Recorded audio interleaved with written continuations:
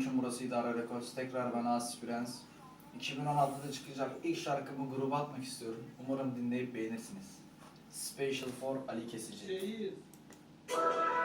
Ey ya baba burası İdare Records. Asi Prens, rapinle iktidar.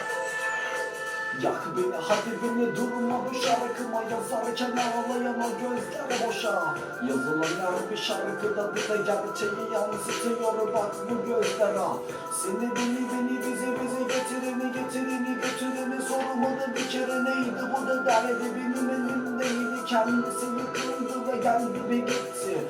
Bana yetişecek adam yok ya da rapime fazlasıyla diz mi çok ya da beni yıkmaya çalışıyorsun çok uğraşacaksın sen çok. Ben burada sen orada bir yalnız yapayalnız ayrıyız ya da aşkımızdan lan tuzak kurulmuş.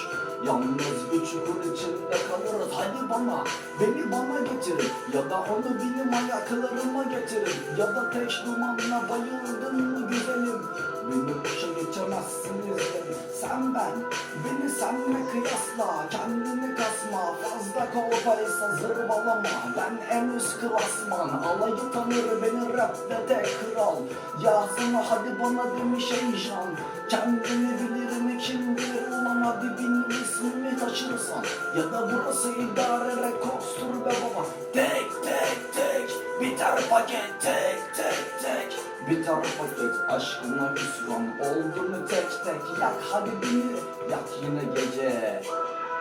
Ey ya sonuna kadar gidecektim ama farkında değildim. Nereye gittim anneciğim bilemedim.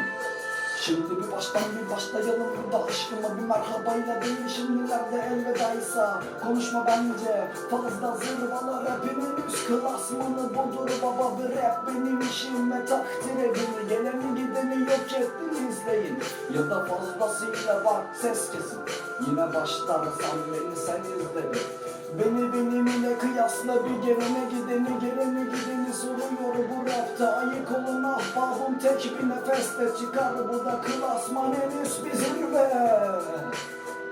Ey ya Beat by Kalpsiz Beat Asi Prens Special for Ali Kesici. Bizden selamlar olsun. Grubuma selamlar olsun. Canım ailem 2016 yeah.